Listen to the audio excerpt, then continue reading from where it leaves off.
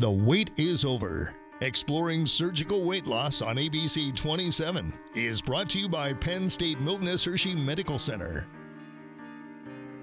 Welcome back. You still have a few minutes to get your questions in. Email your questions to questions27@abc27.com, or you can call here. You can see everyone is busy answering your calls. They're making appointments. They want to know more about this surgical weight loss. The number to call is 717-346-3333.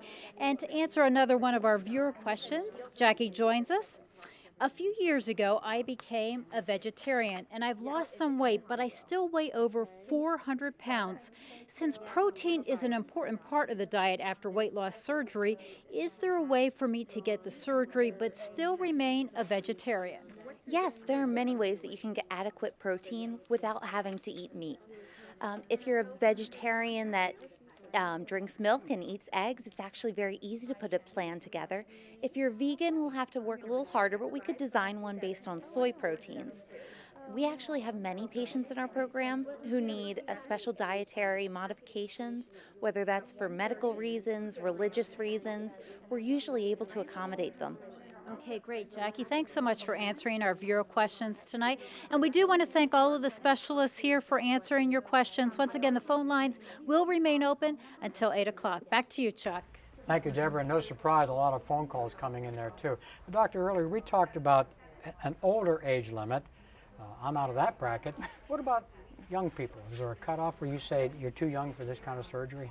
There are people that are too young. I've read reports of somebody doing a gastric bypass on a 6-year-old, and that's inappropriate.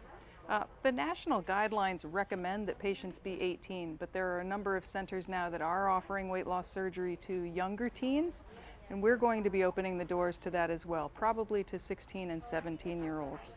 Now, what would be the risk for a teenager? Teenagers maybe aren't the most reliable for following up on medicines and so on.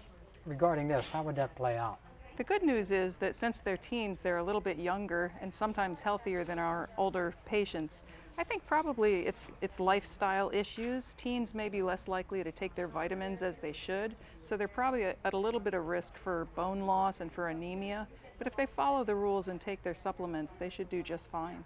Does this kind of surgery take special training to deal with the teenagers? And will this be something we might find at the Children's Hospital? Yes, it will be offered through the Children's Hospital. We're expecting our first patient to come through in 2013. Wow, and that's remarkable.